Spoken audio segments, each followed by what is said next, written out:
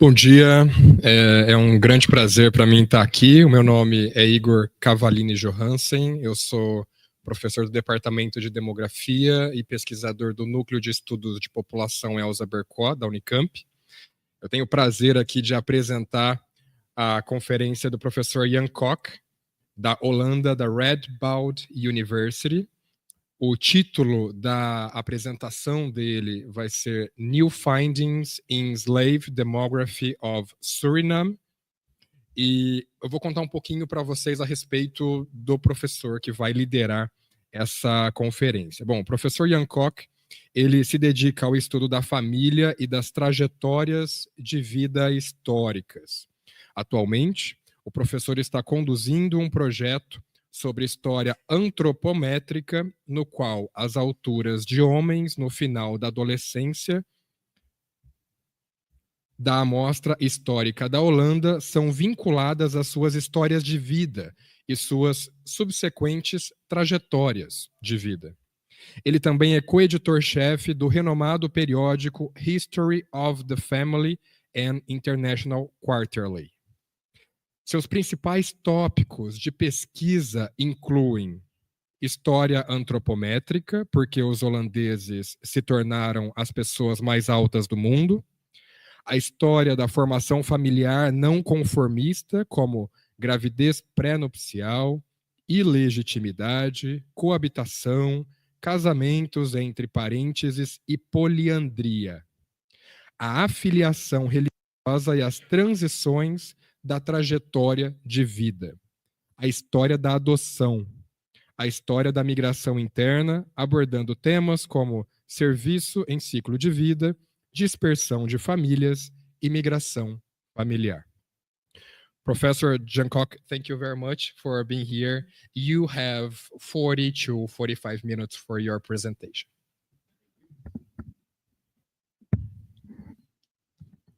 And thank you, Anna Silvia and her team for inviting me to this wonderful conference in a wonderful country where I had never been before. So it's a great adventure and experience. So as you can see from the long list of people that I put on the slide, this is really teamwork, and I'm presenting some recent findings from our team.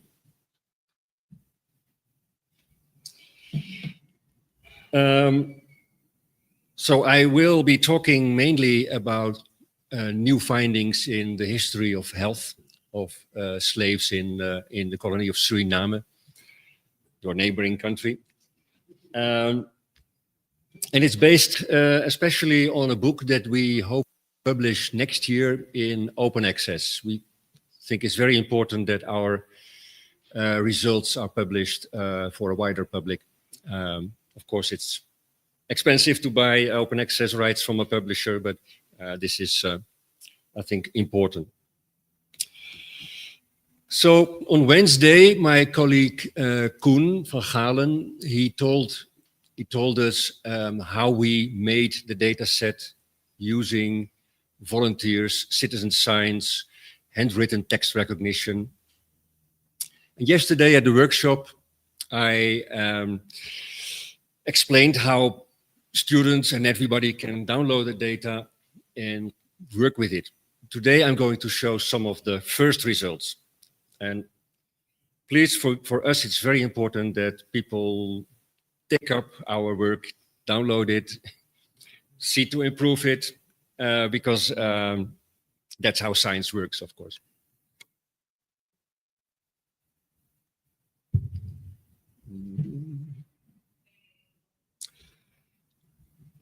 So this is what I'm hoping to do in the next half hour or so. Going to talk about death rates.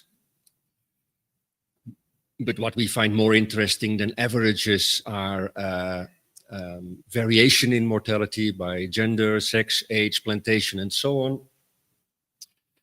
On the other hand, we also made a new life table that we can compare with Brazil 1872. The life table is, of course, state-of-the-art, still description of survival and mortality in a population. Then we're going to zoom in, try to find out, are there big mortality differences by cotton, sugar, etc. on plantations, and why? Even more going into my own field of family relations, I'm very interested in trying to reconstruct kin networks. So who of your kin is actually also living on the same plantation or maybe in the area? We try to reconstruct those networks, which is of course difficult, but I'm even more interested in, does kin help you to survive even in the terrible circumstances of slavery? So is there an effect of grandmothers, for instance? And then I would like to throw around some research visions, research ideas for what we can do next with this kind of data. For instance, we know that half of the population of this country, Suriname, actually left right after independence. Can we trace their life courses as well? And can we trace multi-generational effects of slavery going into the 20th century? These kind of questions we hope to raise and address in the future. Okay, I hope everybody can, I speak quiet enough and the translation works, and not too funny like in Albacete. So here, I think colleague Koen also showed this sometime, just the crude death rates that we can calculate. How many people died by 1,000 people of enslaved. The first thing that strikes us is a very high level of mortality in the 1840s. This had to do mainly with large epidemics. I think dysentery, flu, they had a high mortality rate. Things got a little better in the 1850s, but if you realize that crude birth rates are between 25 and 30, you can see that the population is not reproducing itself. So actually from the 60,000 slaves in 1760, in this period I'm talking about, only 30,000 slaves were still there. Of course, some of them were freed, manumitted, but not so much. Mostly it's natural decrease of the population.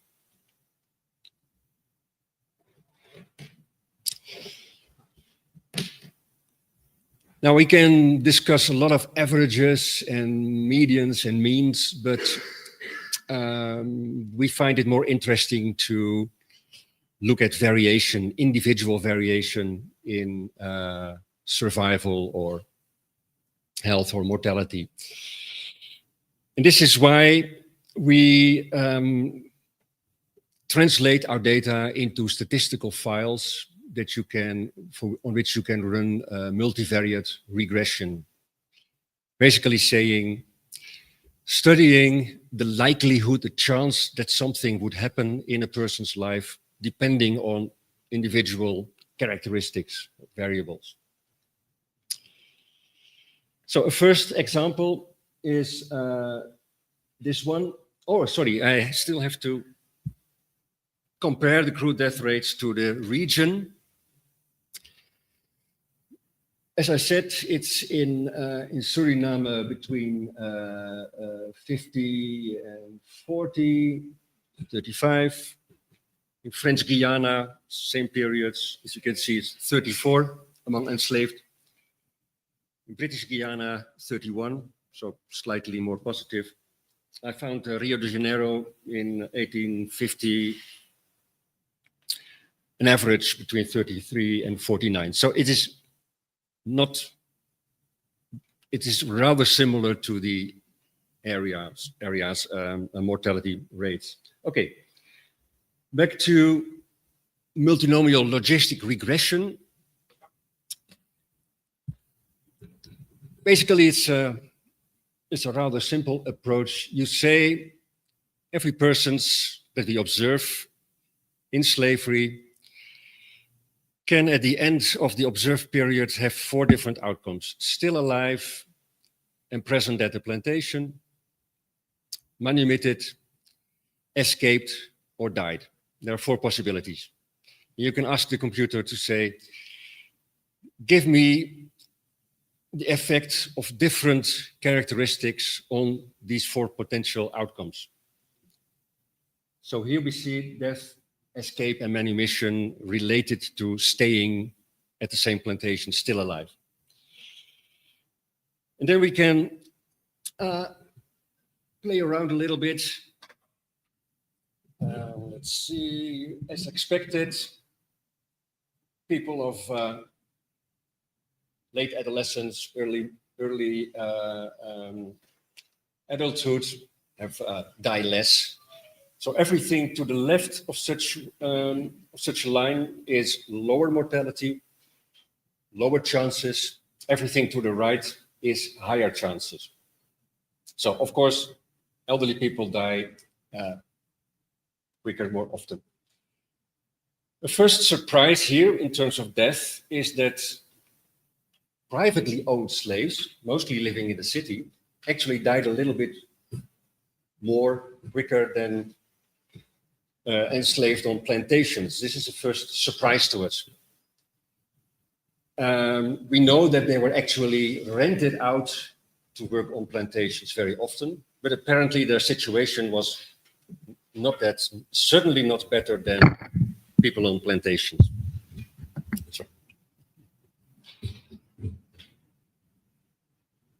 We also see that women had lower mortality chances than men.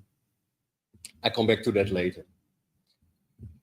As for escape, it seems here that especially elderly slaves would be escaping, but probably this is an administration error, because escape was registered much later, sometimes after 10 years. So this is an artifact of our source.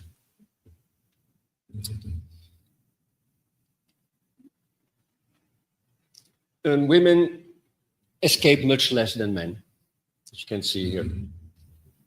Manumission, this figure is so high, the figure for privately owned slaves, that it cannot even be plotted. So 9 times more likely to be manumitted if you are privately owned, which makes sense, of course. These are very few slaves living in more or less intimate relations to their owners, maybe even had children from him, and then were manumitted much more often than slaves on plantations.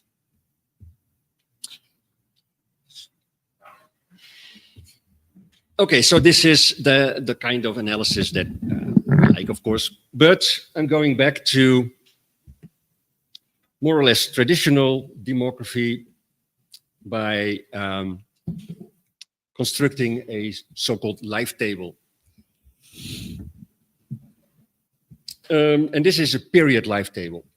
Now, there are 2 kinds of life tables. You can use a cohort life table, especially in history, if you are really sure of your observations, of the ending of the observations, then you can use death rates at a given age to construct your cohort life table. Of course, you will need to follow people for maybe 90 or 100 years. That is very difficult. We can do this for Suriname, but we still have to link the slave records to the death records. The death records are not complete yet, so this is the next step. But of course, there's also the period life table. If you have the population in a given year, detailed by age and sex, and in the year after, you know exactly at what age people died, then you can construct individual risks of dying and estimate life expectancies for that period. And it may work if conditions do not change drastically in the coming years. You can use that period life table. Okay, so we try to, now life tables for history are available on the wonderful website Human Mortality Database. But for the Caribbean and Latin America, I think the material is not very abundant. Some countries, yes, but not for the Caribbean. For the Caribbean area, there's almost nothing. So what I'm going to do is also compare with some few studies that has been made on the Caribbean. But they're not in the Human Mortality Database. So what we did first is transform our slave register data to yearly estimates of the population by age and sex. And then we checked the quality of our estimates with the yearly colonial reports to see whether they match. This life table, we will then have to compare it to a set of life tables produced by the United Nations. So you have different shapes of mortality risks in different areas. What you can do with the statistical package MortPack is basically fit your estimates to a more or less standard life table in particular region. Because very important is infant mortality is strongly underestimated. And it has to do with the fact that on plantations, owners had about a month, sometimes 2 or 3 months to report the birth of a child in the city of Paramaribo. And of course, if the child had died, they did not bother. They did not have to go. They did not have to report an infant death. So we have a big problem here, finding the right comparison.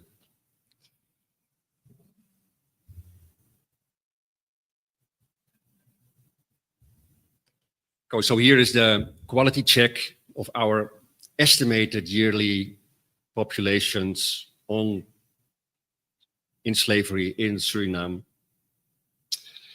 with the yearly reports by the colonial government. And as you can see, the fit is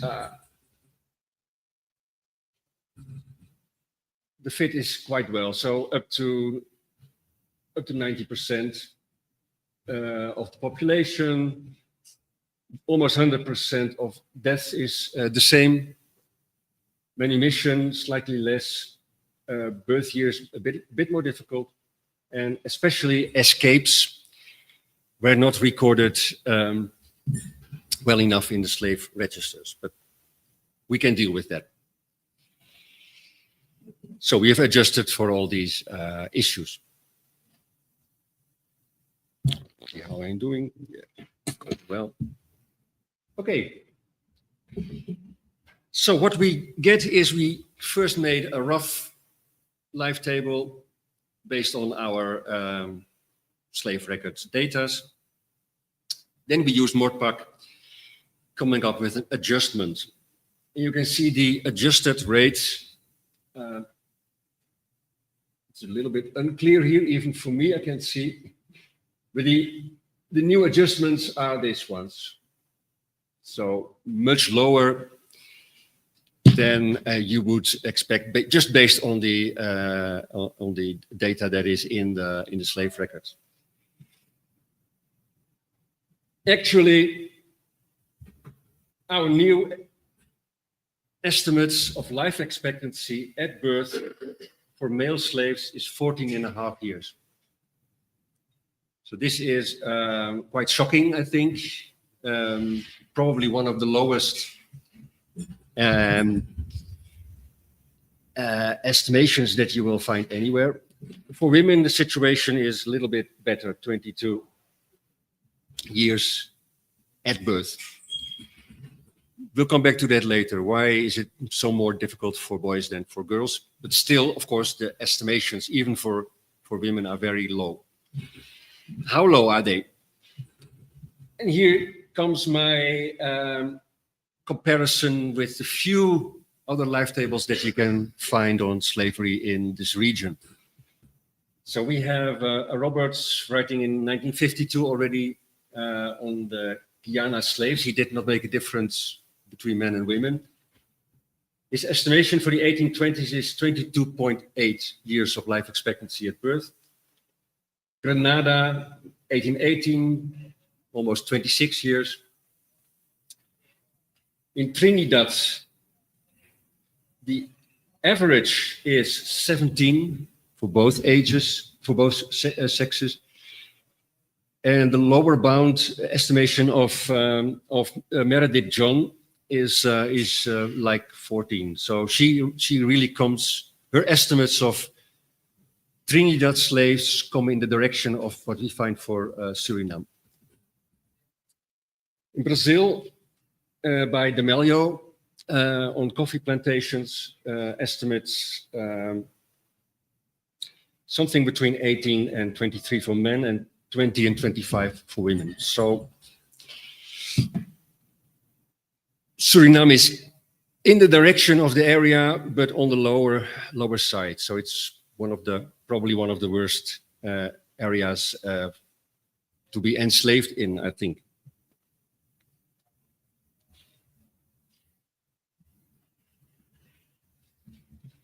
And here is, for instance, what it means in terms of survival.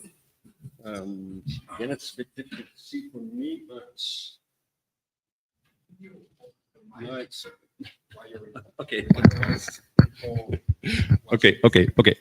So I will put this on the website, of course. But here you can see at what age 50% of your cohort, people you were born with in the same year, already died. So I think in Suriname, women, that's 1.5 years. Already 50% of them had died. We can see that for Brazil and Trinidad, it's slightly better. And for the men, it's the same story. So Suriname is the lower estimate here.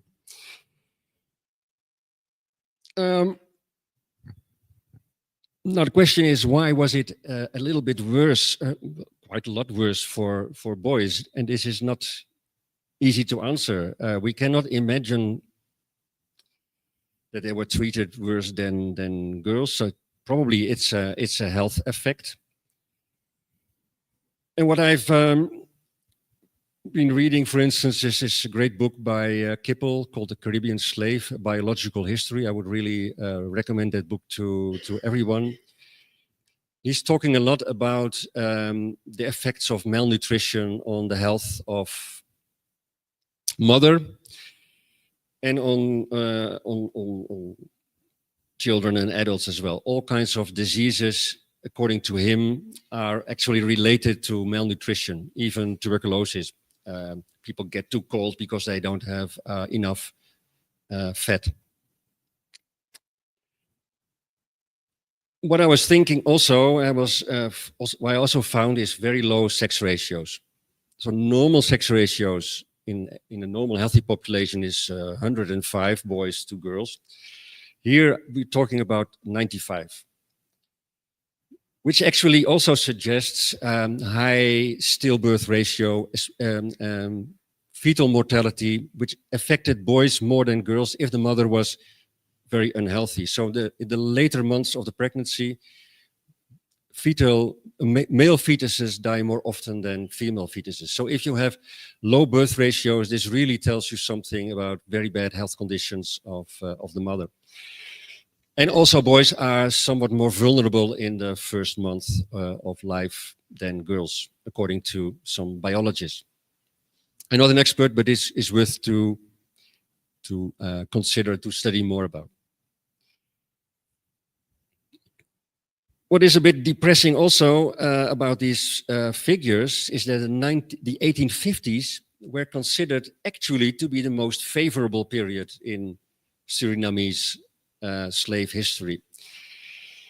According to earlier studies, because of course we're not the first, individual plantation studies have been done by good scholars in the past. And they all found that the 1840s had a much lower life expectancy than the 1850s. In the 1850s, already government regulations were trying to improve nutrition standards, for instance, or to have more medical assistance available on plantations.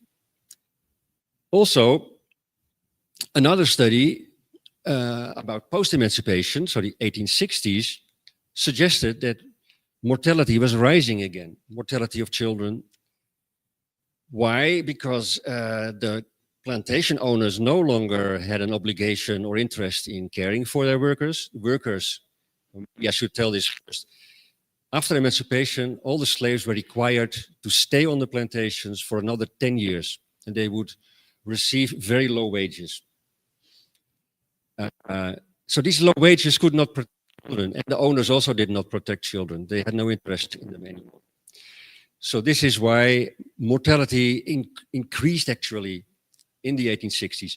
So we're talking with a period with a life expectancy of 15, and it's a good period.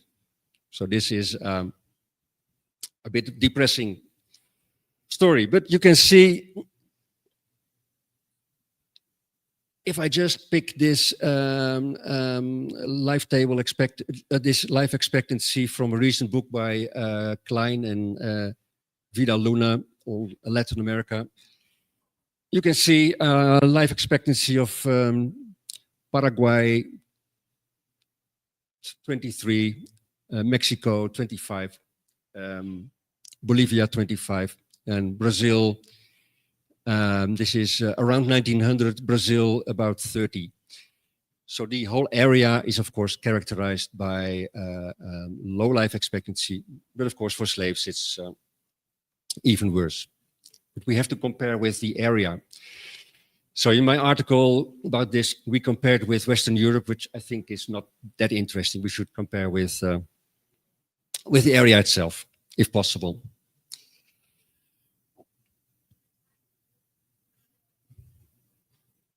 Okay, next step, let's take a closer look at plantations.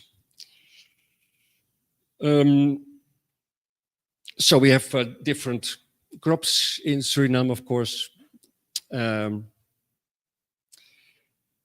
is cotton, cocoa, but they are actually declining. Well, cocoa is increasing. But what we see in the time is a renewed interest in sugar. Mechanization also of sugar plantations, steam mills being introduced. On the other hand, the number of plantations is going down, so they are consolidated, they are concentrated. And we can see that there's a move of slaves from many plantations into sugar plantations. So we have made a network analysis of all the transactions between all the plantations. About 60% of the plantations, they did not involve in transactions. Many of them were small, many of them were being closed down. But on the other hand, there was also this move into sugar. Now maybe Koen already told us, individual slaves could not be sold. So slaves had to be moved entirely. So people could sell their plantations and could also sell their labor force on their plantations, but as a group. Interestingly, many slave forces resisted this kind of move. They were actually attached to the plantation that they were living on. And sometimes there were mutinies and the government had to intervene to actually force these people to move to another plantation. Now, as you probably know, working on sugar plantations was especially heavy. Working hours of 18 hours during the harvest season, but not an exception. And actually in coffee, during the season, it was also very long working days. what made the situation in Suriname especially difficult is that many plantations were in low regions with a lot of water. The water had to be drained by canals. And so what we see here is a picture of male slaves having to work in these canals, standing in the water all day. And this had to be done continuously, not by men, not by women. And not just on sugar plantations, but also in the coffee plantations, which were also in the swamp area.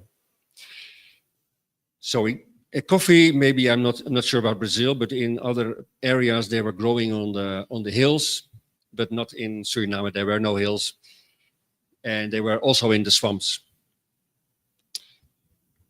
Okay, so in other plantations like cotton and especially timber, so timber plantations were in the interior. People were more or less free to go into the woods and to come back with trees. There was no strict supervision, so probably they had relatively good conditions.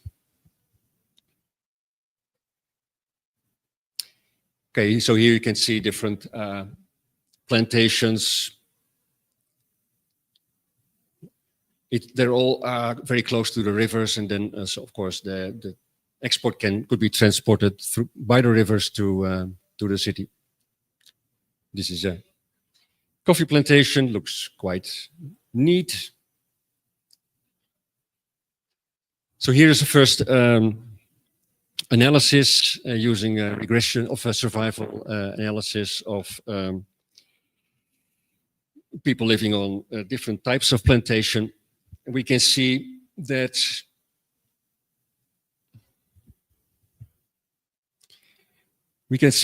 the sugar and coffee are basically similar lines, and the other, like timber and cotton, are much more favorable. So many more people survived to old age in cotton, timber, but not in sugar and coffee.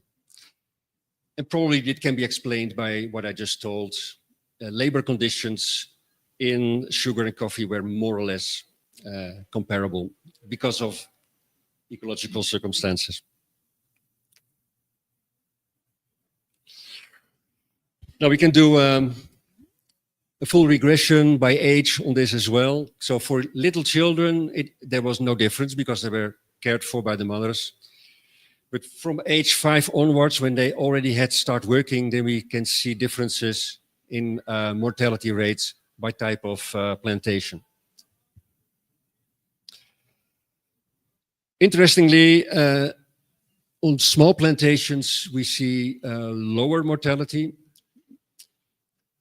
Again, this has also been described, for instance, by Kippel and others, that on plantations of around 200 slaves, the whole system of exploitation was made most efficient. So here we have the most brutal conditions when you have around 200 slaves. Apparently the whole machinery doesn't work so efficient in smaller plantations, whereas if you have large plantations, there is also more likelihood, I think, of maybe having some more rest or having some facilities, doctor on board, things like that. So we can see indeed that in small plantations, mortality was lower. And this basically is the same result. So we can do this calculation per age group. I have to take a look at the time. Now let's move on to the question of how much kin do you have on the plantation. As Koen already stated, we only know the first name of an enslaved person and the name of his mother. But of course, if you can follow them through time, you know that there are more siblings, that the mother also had siblings. So we can see whether the mother's mother is still there, whether the mother's siblings are still there. And so you can reconstruct at least some kin network by the mother's presence. Problem is still, and it's very big, of course, and that's the difference with Brazil, is that we know nothing about the fathers, only through mission records that we still have to transcribe and add to our database. So far, we only have the mothers. So what we can see here is that on sugar, we find the fewest percentages of the mothers, the grandmothers alive. And we see a big difference with the timber plantations, where I said slaves were living in relative freedom. So this is probably related to mortality, but maybe also to fertility difference. We still have to find out the differences in fertility between the plantations. And again, we see that the private owners, that grandmothers were also not very often present there. As Koen already told us a few days ago, it was forbidden to sell a slave apart from his or her family. So they could only be moved as family groups. This is why we know that they should live together.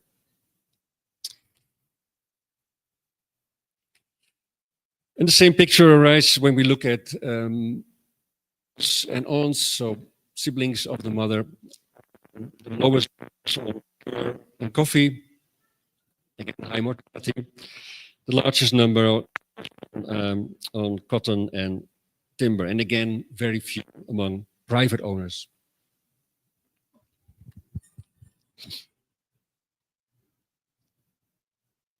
And then the question is, does it make a difference to have your family present? And why would it make a difference?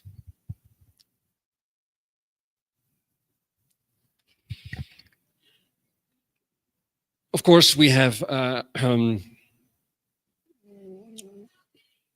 so much evidence.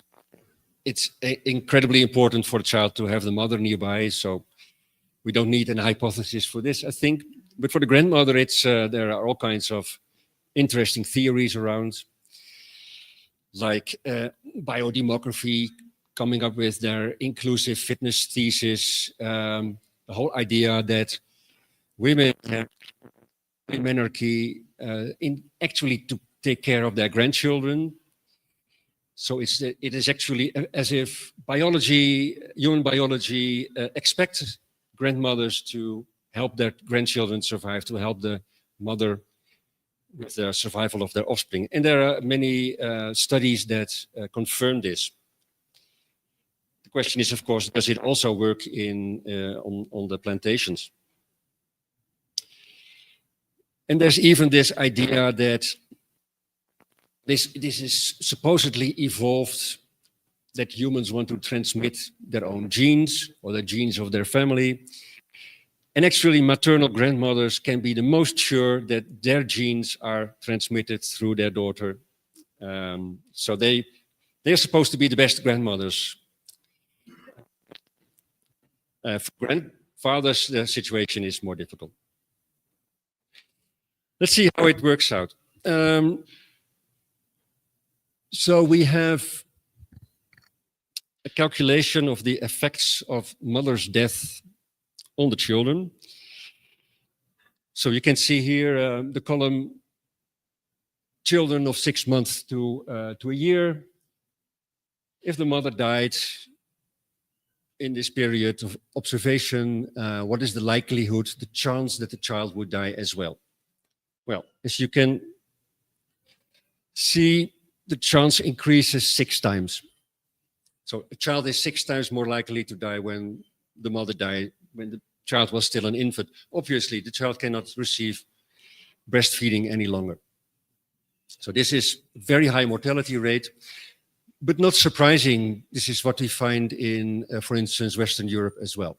On the other hand, this Kippel I told you about, he actually has a whole theory that mothers were so malnourished that their milk was lacking in vital nutrients, and that it was actually better for a child not to receive breastfeeding. Well, I think that Kippel's idea could be rejected based on these high mortality findings of infants, I think.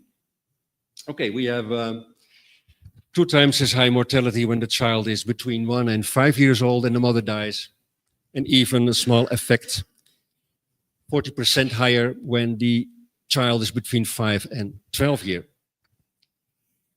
What is also surprising in this table is that, and it's in these boxes here, if the mother had died in the earlier periods, so say a couple of years before, then the child is not likely to die more often. Probably because others, maybe kin, step in to help in this situation, maybe the grandmother. And this is confirmed by the next table. So indeed, we see after 6 months that when there's a grandmother available, the survival chances of the child is increasing. So she helps mothers, or when there's not a mother, children to survive. And also, interestingly, the uncles and aunts also have a significant effect on the survival chances of the children. Actually, especially the uncles, but we will have to find out why that is more than the aunts. Okay, I have to wrap up slowly, but I still have some research ideas I want to throw in your direction. So, of course, we can improve this mortality calculations, especially when we have the death certificates complete. And I hope you will, and demographers here will help us to make even better studies. And then fertility, of course, has to be studied as well. Now, I have some ideas for future research, also showing some other sources. So one of the sources that we found in the archive, and which we are starting to digitize, are complete address lists of the city of Paramaribo, which is quite a large place, of course, of all the free inhabitants, but also with the number of slaves they had. And also by race, religion, and so on. So you can do a house-to-house study of who is living there. For instance, here we see, no, I don't see it. Can't read it here. We see a woman called Christina Sommermans. She is 68 years old. She was released from slavery, so she's called a free Negro. It says here in this table. She's a midwife from profession. She's Catholic, and she actually has one slave, a male slave. Because we can link this to the slave records, we also know who the male slave was, because we know the owner. So quite a lot of interesting data. We have this per year, and here we have some maps of Paramaribo showing, for instance, household size, showing where the freed slaves were actually starting to live. So we can see, where is my? We can see that they are in blue. We can see that they settled in this part of Paramaribo.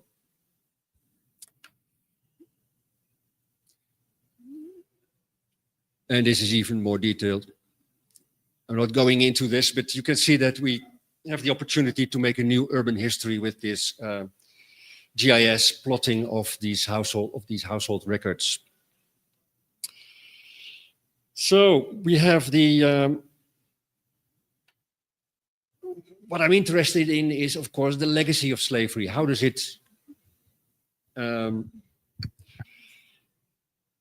experiencing slave conditions affect your lives after slavery, after emancipation?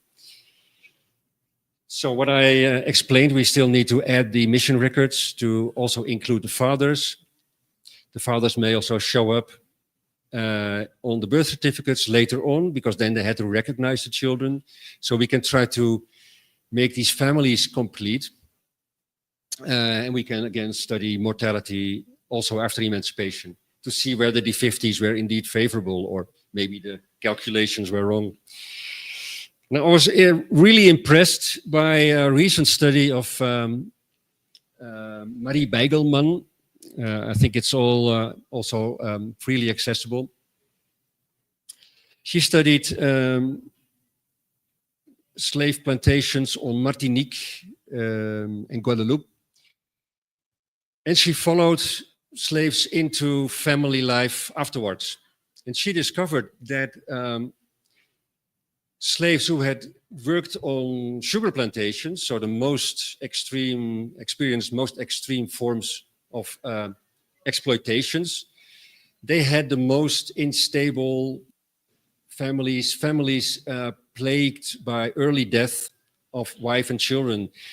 And her hypothesis is that the traumas of slavery translated into violent behavior of men after slavery. So it did not matter where the women had worked, it mattered where the men had worked. And she could make a distinction between different types of plantations. But it turned out that sugar had the most devastating effects on family life.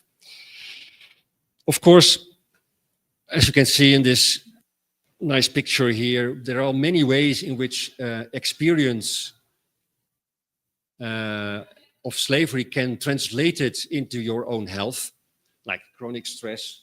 You can see on this graph here. Or in socialization, your behavior, your psychology becomes different, as in Marie Bijgelman's study.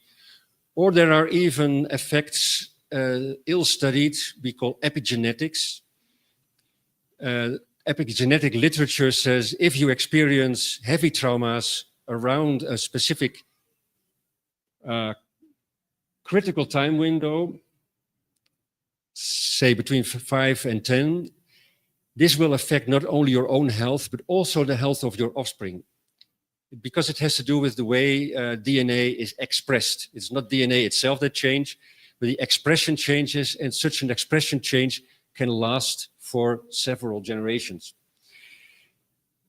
So this kind of intersections between history, historical demography, and evolutionary biology or biodemography, I think is also a rich opportunity for our kinds of data collections and our kinds of demographic research. So what's more? Let's see. I'm stuck. Why?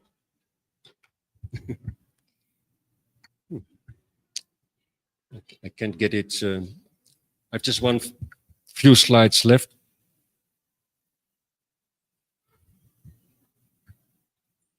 If you have 1 minute more for me. That's weird. Very strange. Yes, there we go again. Okay, yes. So, of course, the history of Suriname does not end with slavery. People, once they were released from the plantations, they ran away and they didn't want to work there anymore. So there were big imports of indentured workers, contract workers from India and later on Indonesia. The material is also available. We are in the process of entering it into a data set as well. Actually, they're very rich material, like name, sex, caste, age, color of skin, height, exact place of birth. And here are many more informations. Where did the persons live? Did they go to prison? Were they punished? Etc. what of course we are interested in, for instance, how do these groups intermingle? When do they start to intermarriage? This is where we can use the marriage records to study that process. Finally, even more of a research dream is we can find the migrants from Suriname after independence, after 1870 or 1970 and some earlier in the Dutch records. We can pick up their families there as well. And we even have the possibility to link them very privately, of course, very anonymous to the current statistical data on income and health and education and so on. So we can actually study with different generations going back what happened in families, what made some people from some families decide to go to the motherland or to the Netherlands, what's decided people to stay, what happened with families who stayed, and what happened with families who left. Okay, I'll leave it here. Please, I encourage you again to download our data. It's all free. There's a nice documentation available. And of course, this could not be done without the help of many sponsors, especially our group of 1,000 volunteers, but of course also all kinds of organizations, archives in the Netherlands as well as in Caribbean are involved. Okay, I will thank you and end it here. Maybe there are some questions left, or we should go to the coffee.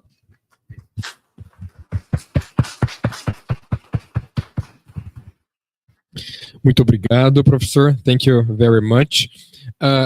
Yes, I think we have 5 minutes at least just to collect a set of questions, and then I pass back to you so you can answer all of them at once. Okay, thank you so much.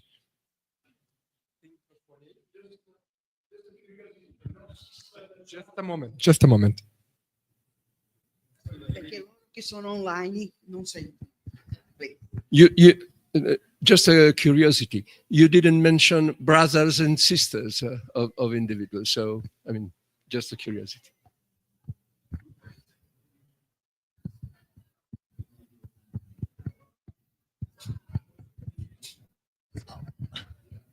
So, thank you very much, Jan.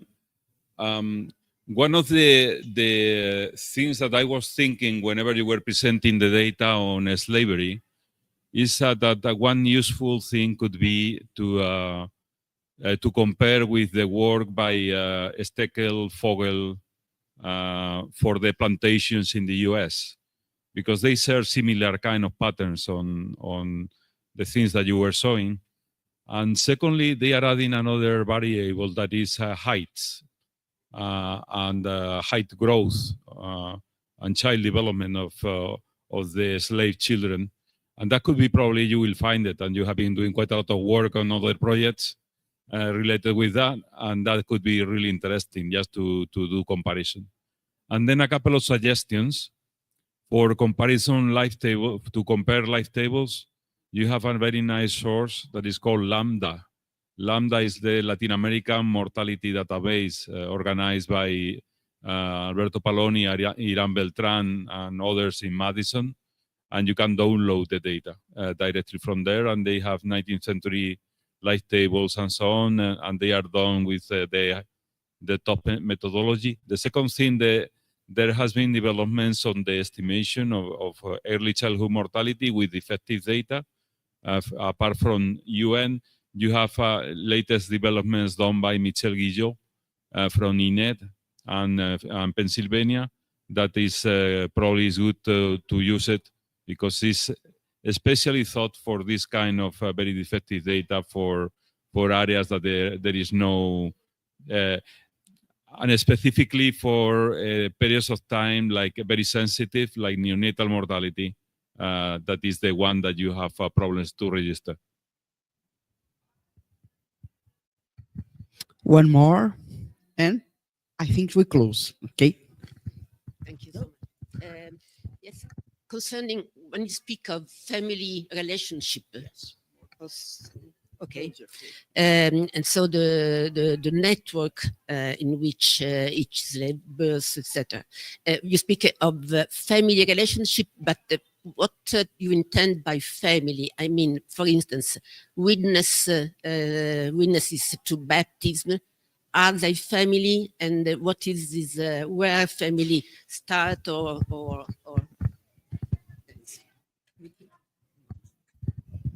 Okay. Back to you, Jan.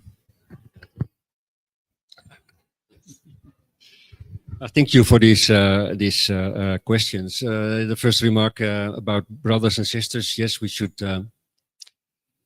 see whether they play a role as well.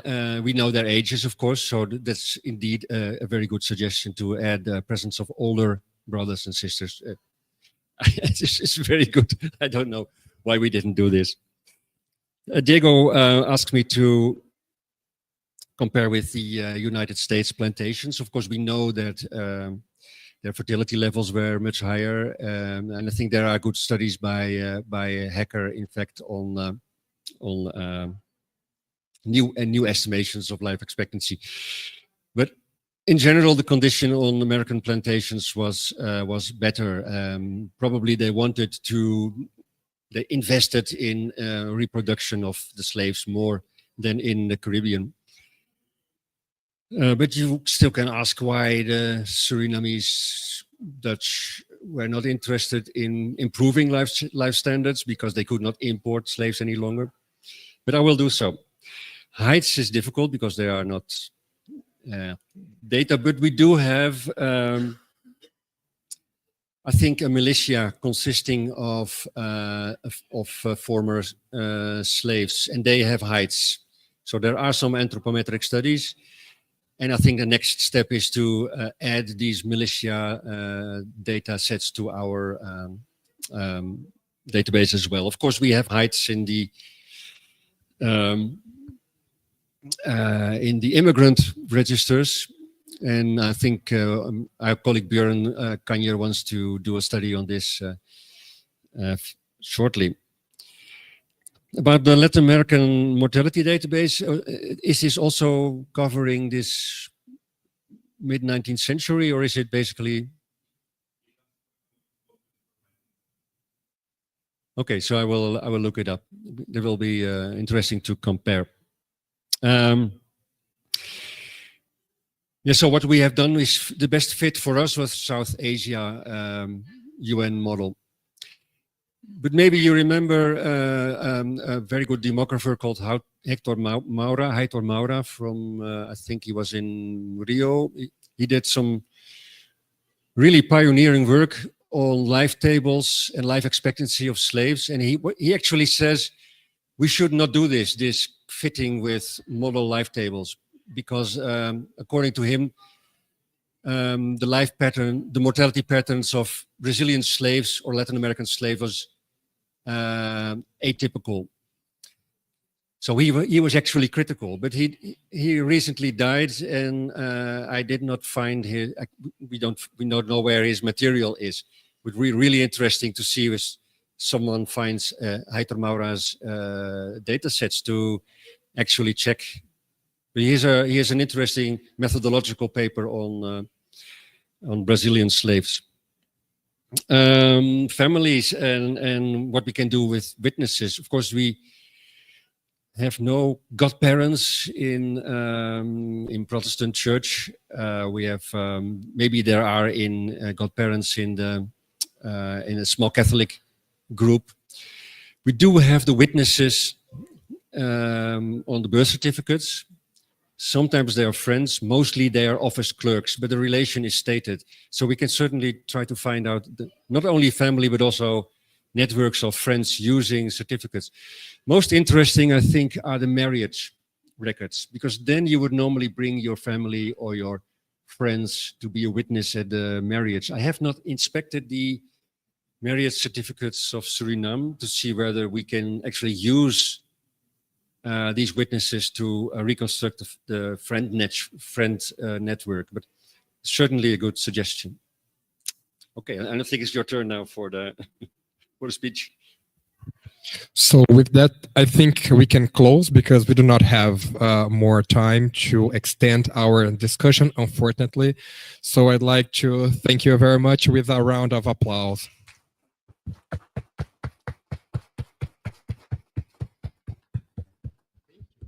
Great. I've learned a lot. Okay, so much.